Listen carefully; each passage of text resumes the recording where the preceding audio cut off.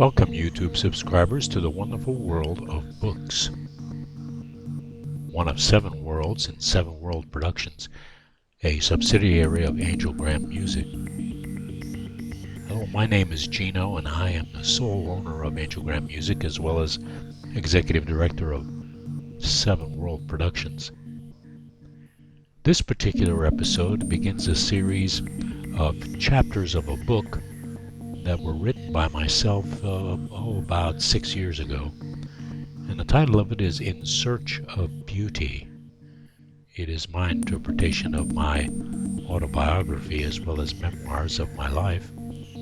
I hope you enjoy these. There are a total 27 chapters, so it'll be quite a series where you'll be able to get a glimpse of what my life was about and how I ended up with some of my wonderful experiences in life, and hopefully they'll give you some insight into yours.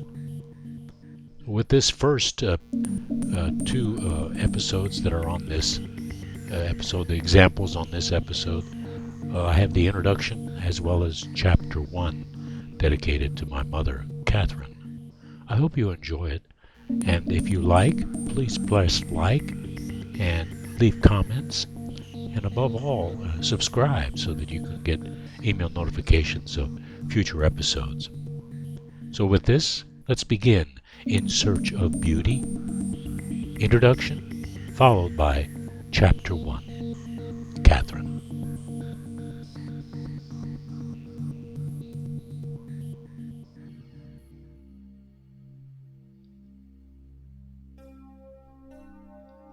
Introduction. When I first contemplated writing down my life history, I couldn't decide whether to call it an autobiography or a memoir. Wikipedia defines autobiography as a book about the life of a person, written by that person based entirely on that person's memory. A memoir is defined as a literary genre forming a subclass of autobiography based solely on the author's memory of events. Whereas a memoir is more subjective, an autobiography is more objective. I felt that my literary work would be both, and hence the subtitle, an autobiographical memoir. The title, In Search of Beauty, came to me as I was writing and noted that a good portion of my life was dedicated to the act of searching for beauty. First as a child, then as an adolescent, followed by young adulthood, middle-aged adulthood, and finally mature adulthood. I realized that all of us are searching for beauty in our lives. What started out as a recollection of my life experiences, intended to enrich the lives of my children, grandchildren, and great-grandchildren, grew into this book dedicated to the one true love of my life, the embodiment of beauty for me, my wife, Janice. While writing the memoir part of this book, I became sensitive to how it was that I felt the way I did about my experiences in life. I sought to qualify my interpretations with the appropriate cultural backdrop that influenced my feelings. That's how my memoir became an autobiography at the same time.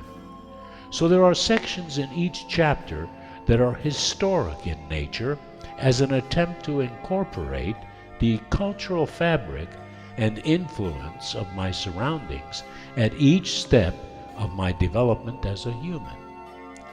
I urge the reader to not skip through those sections in each chapter that are devoted to the cultural backdrop of my life. Also, please note that when a celebrity name appears, I am by no means trying to name drop. I was just very fortunate in having the opportunity to work with some very exciting and talented people throughout my life. For that I am very grateful. My search for beauty has ended with my ever-loving wife. My earnest wish is for everyone to have that same conclusion in one's elder years. Nothing is more gratifying than knowing you are in the presence of true beauty. The last chapter, entitled Epilogue, deals with my interpretation of what beauty is. They are only my humble opinions and deserve scrutiny from all. I leave it to you, the reader, to come to your own conclusions. So for now, turn to the first chapter and begin the journey with me in search of beauty as we start off where all of us start, with our parents.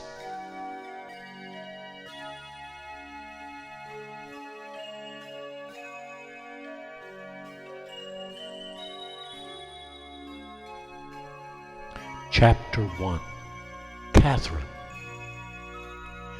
As she nervously debarked from the Queen Mary in the month of May 1948, Katherine Paul Galantay could see the Statue of Liberty beckoning in the misty harbor and Ellis Island at the bottom of the boat ramp. She stepped onto the famous island as an immigrant from war-torn Hungary, with her right hand clutching a suitcase full of old leather-bound books and yellow sheet music, and her left hand carrying a much-played violin entombed in its weathered case. The only clothes that she owned were the ones she was wearing, and they were tattered and worn. She was 3 months pregnant, had just turned 20 in April, and could not speak or understand a word of English. Her husband, Reverend Eugene William Galantay, was anxiously waiting for her inside the processing facility, where he was ready to take her to their new home in Ohio. He had immigrated to the USA several months earlier as a newly ordained minister.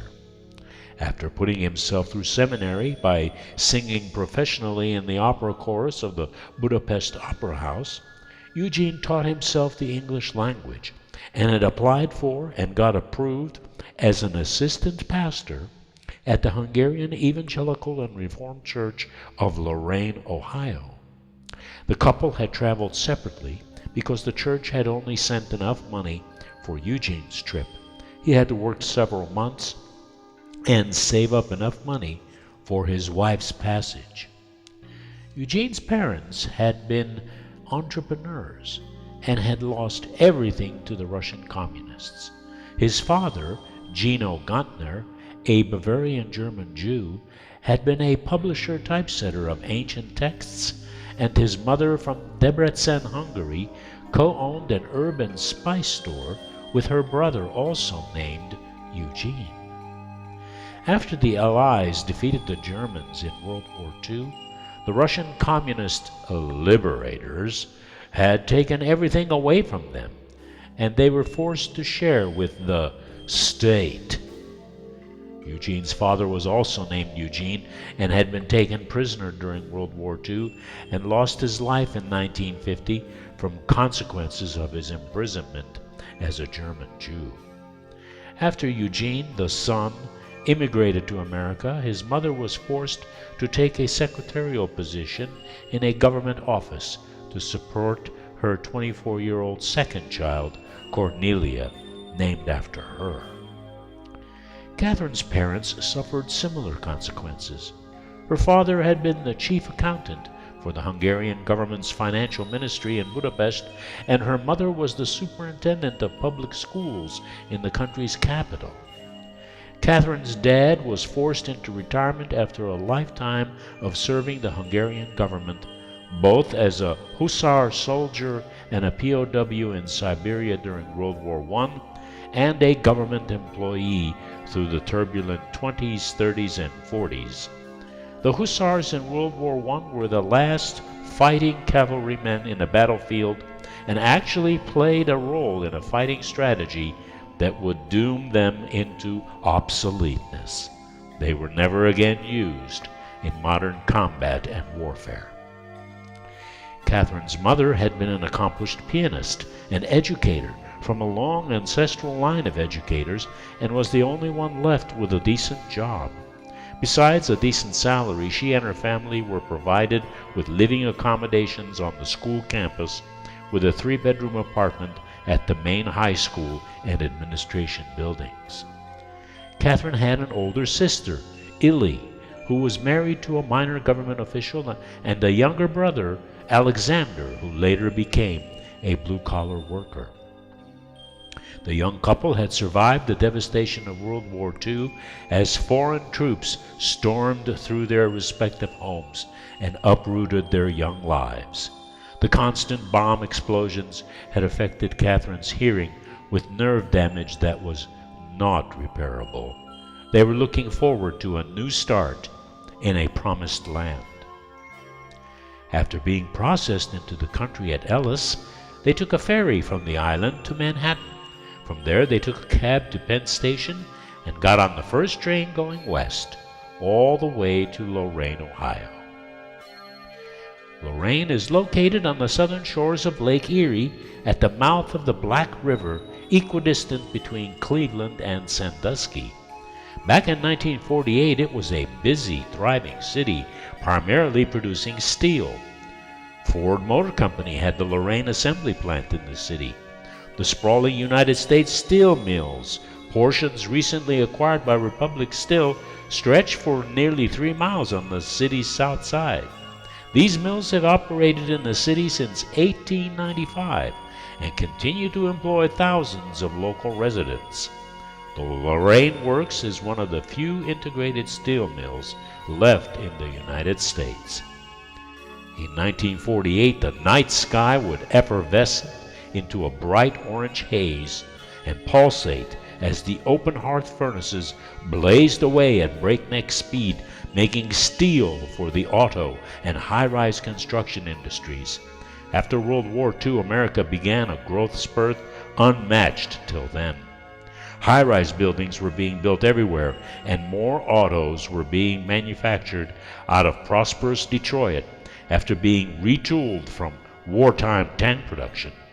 Cities like Lorain, Cleveland, Akron in Ohio, and Pittsburgh, Johnstown, and Erie in Pennsylvania, and Detroit, Flint, and Saginaw in Michigan were booming towns.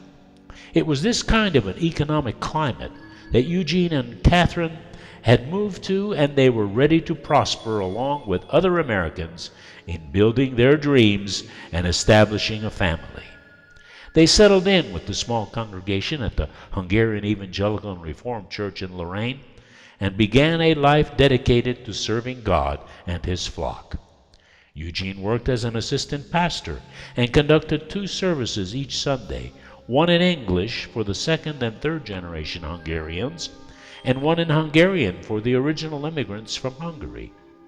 Katherine, being an especially talented musician, helped with the choir and, together with her husband, led the congregation in faith and song. They both strove in their endeavors by serving in a new nation and building a new home with a new family.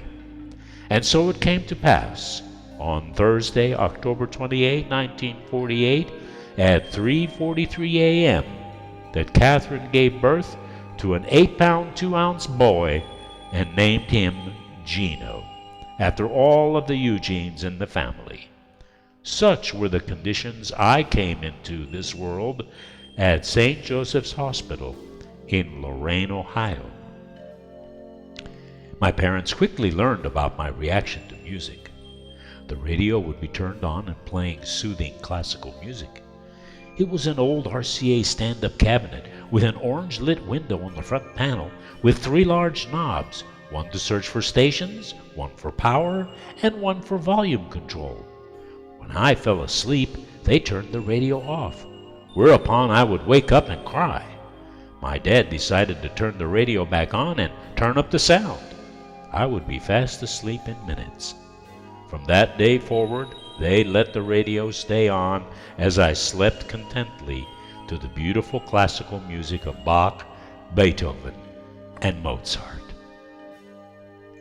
In 1949, we moved from Lorain, Ohio, to Leechburg, Pennsylvania, a small industrial town northeast of Pittsburgh. Located along the Kiskiminetas River, Leechburg was known as a major port of the Pennsylvania Canal. Early in the 20th century, it had been the site of extensive steel sheet works, foundries, cement plants, and productive coal mines. Leechburg was the first place where natural gas was used for industrial purposes. My father had taken a post as sole pastor at the First Hungarian Presbyterian Church in Leechburg. The parsonage, the house that the church owned, and where the pastor and his family lived, was located about a mile from the church on a small hill. The church had provided for my father a 1939 used Chrysler four-door coupe, a salary of $2,500 per year, and complete household furnishings in the parsonage as incentive to move from Ohio. I had to attend two church services each Sunday, one in English and one in Hungarian in Leechburg as well. My earliest recollection of singing is when I was 2 years old in the Leechburg church, hearing my mother and father singing. I would be sitting in my mother's lap and trying to sing along with her. During the service, hymns were sung a lot because Hungarians loved to sing. All the men would sit in the pews on one side of the building, while the women and children sat on the opposite side. They tried to out-sing each other by holding the notes longer, especially the amens. I also remember my mother taking me to the church during the week. She had decided to self-teach herself how to play the organ from her knowledge of music theory and the violin.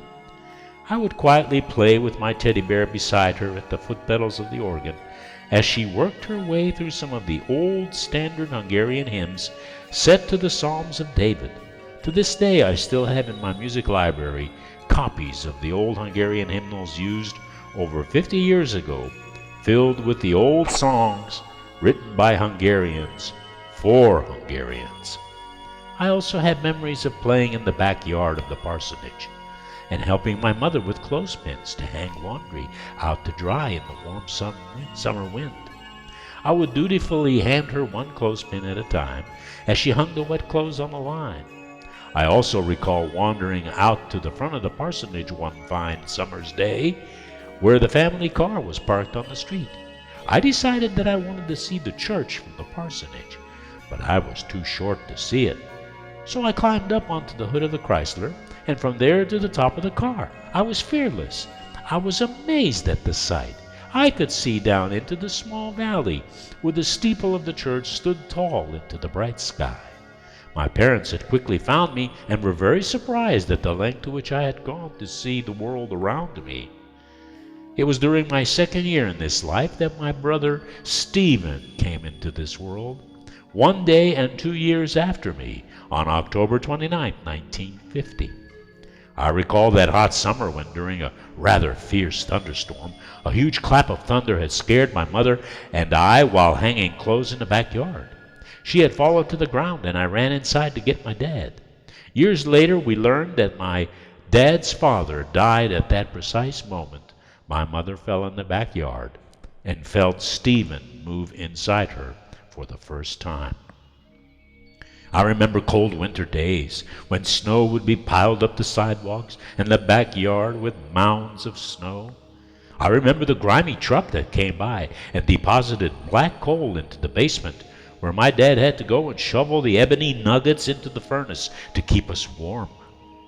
My first recollection of Christmas was going out into the cold and snow with my parents and young brother to sing carols with some church members in the immediate vicinity of the parsonage. By the time I was 4 and Stephen was 2, we moved again to Warren, Ohio, to another Hungarian Presbyterian church. This church had more members in the congregation, and my dad got a raise in annual salary to $2,800, and the parsonage with 3 bedrooms located right next door to the church. He had saved enough money in Leechburg to purchase the Chrysler from that congregation and drive it to Ohio. We moved during the week between Christmas and New Year's in 1952. My mother was pregnant again with a March 53 due date. Baby brother Paul was born March 29, 1953, 3 days of 31 years after my dad's birthday. During the summer of '53, my brothers and I could be found in the front yard of the Warren, Ohio parsonage in a big swimming pool. It was a pink tub that our parents had bought, and we were enjoying the warm weather, and it was that day that I witnessed my first tornado. That afternoon we had thunderstorms and heavy hail, and from the front door of the parsonage we saw a funnel cloud race across the open cornfield opposite the parsonage and church. I was fascinated with the sound and watched as the twister wound its way past us in a fury, headed away from the parsonage. That summer's heat without air conditioning was intense, and I remember a man delivering a giant block of ice for the refrigerator. A different man delivered milk, eggs, and butter and placed it in a steel container that lived outside the back door of the house. We had to make sure to transfer all of the dairy products to the refrigerator to prevent spoilage. In the fall of that year, I started kindergarten. The school was 3 blocks walking distance from the parsonage. I had received Salk vaccine shots for polio on my arm before starting school. My mother had sewn my name on a blanket that was used in the afternoon nap time. My teacher called it quiet time. Years later, I remembered that phrase, and my first album that I produced was called Quiet Time, a collection of instrumental music designed and orchestrated to put the listener to sleep. I also continued to progress in learning how to sing by participating in the children's choir my mother had put together at the church. Unfortunately, we didn't stay in Warren long. Before I could finish kindergarten, we moved to Franklin, New Jersey, a small town in a northern county of that state, close to the New York state border. I remember saying goodbye to my kindergarten teacher right after Halloween in 1953. We were standing at the back door of the school, close to the playground, as the teacher gave me my blanket to take with me to the new school in New Jersey. I was on the verge of tears, experiencing my first separation anxiety. An Allied moving truck had picked up all of our furniture and boxes, while all 5 of us traveled in the old Chrysler on the new road called the Pennsylvania Turnpike. It started snowing when we left, and by the time we reached halfway across Pennsylvania, my dad was driving in total whiteout. A blizzard had formed, and we became stranded on the turnpike. We had to abandon our vehicle and walk to the rest area about a mile up ahead, where we came to a stop along with other vehicles, including 18-wheel big rigs. The rest area was a Howard Johnson's restaurant and filling station that had just opened to the public. We, along with several hundred other people, spent the night at Hojo's as the storm passed over us. By morning, we returned to our vehicles and slowly made our way through the high snow following plow trucks. I remember passing through some tunnels through the Appalachian Mountains of Pennsylvania. We finally arrived in Franklin, where the parsonage was right next door to the old Hungarian Evangelical and Reformed Church. That first year in Franklin, I spent Christmas in bed, sick, and did not open presents with my brothers. My mother brought all of my presents to my room and nursed me back to health just in time for school in January 1954. Across the street from the parsonage lived a family of the Presbyterian faith. The father was a minister, and they had 1 child, a daughter by the name of June. Each morning I had to walk to school about a half a mile up the road from our house, cross over a bridge and up a small hill. My parents had arranged with June's parents that the 2 of us would walk together to the school. I held June's hand as we walked across the bridge, with me on the outside facing a chasm and June on the street side. I was scared but tried not to show it, as I felt responsible for our safety. In class, June and I sat close together and participated in all of the activities of kindergarten, like learning the Pledge of Allegiance, finger painting, learning numbers and letters, as well as quiet time. June and I graduated to the 1st grade with honors. The year of 1954 had 6 significant events in my life. The first was a coonskin hat, like Davy Crockett's, with the record of the song, Davy, Davy Crockett, King of the Wild Frontier. Even during the summer of 1954, when it was hot, I wore that hat every day. I played that record every day on an old RCA Victor Victrola record player in a cabinet that I had to hand crank to work. The record player had been left behind by the previous preacher's family. I memorized that song and sang it all summer. The second significant event was the new invention called television. My dad had purchased a new black and white RCA Victor 21-inch television set. In the mornings, we would watch the snow, followed by the test pattern on the screen, until the NBC station from New York would start broadcasting with a prayer service by a local minister. During the day, I watched Pinky Lee cartoons, Arthur Godfrey's Talent Scout show, as well as Howdy Doody and The Guiding Light. At night, the station would close for the evening with another message from another minister of a different faith. Each week, different faiths participated to give equal opportunity to all. Life in the 1950s was quite different from today. The third significant event was two monster storms during that summer, Hurricane Carol and Hurricane Hazel. I remember hard rain for days as well as no electricity. My mother had taken some ladies home from church, and the old Chrysler was bounced around by buffeting winds of 90+ miles an hour. I remember my dad taking us outside when the eye of the hurricane passed over us. We marveled at the sunshine and blue sky above us, while all around the horizon were dark, ominous clouds. The eye of Carol went directly over our house and church. Hazel came later in October and brought only rain. It was not nearly as spectacular as Carol.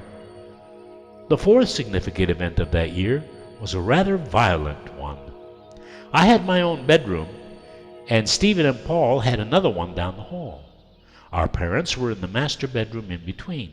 One fine Saturday morning, I woke up wanting to play my drum, but noticed that it had been moved to my brother's room. Stephen was banging on it, and I lost it. I picked up the toy clarinet that was Stephen's and whacked him on the head. Thick red blood started to erupt from his head, and I ran to my parents' bedroom and warned them of the situation. They rushed in and tried to stop the bleeding, but could not. We piled into our new used vehicle, a 1948 Pontiac two-door coupe with a glowing orange-lit Indian head in the center of the hood, and raced to the hospital, where Stephen received 3 stitches and a large Band-Aid over his head. I was confined to my room for 2 weeks. Solitary confinement. The fifth significant event that year was a new assignment in first grade. We had to relearn the Pledge of Allegiance. Congress had declared that the words "under God" be added and recited from that day forward. So we started every day with the recitation of the new pledge with the new words. The sixth significant event of that year was the fact that we were moving again.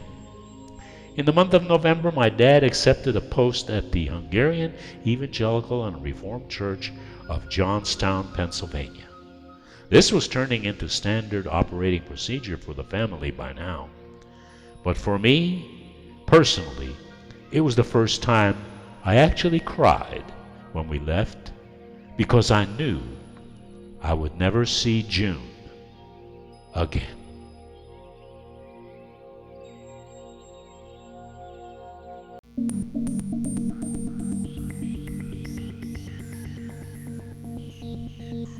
If you liked this episode, click like and add your comments. Better still, why don't you subscribe if you haven't already so that you may receive email notifications of future episodes. Also, check out our other worlds at Seven World Productions: the world of art, the world of faith, the world of family, the world of food, the world of games, and the world of music. Go and be inspired.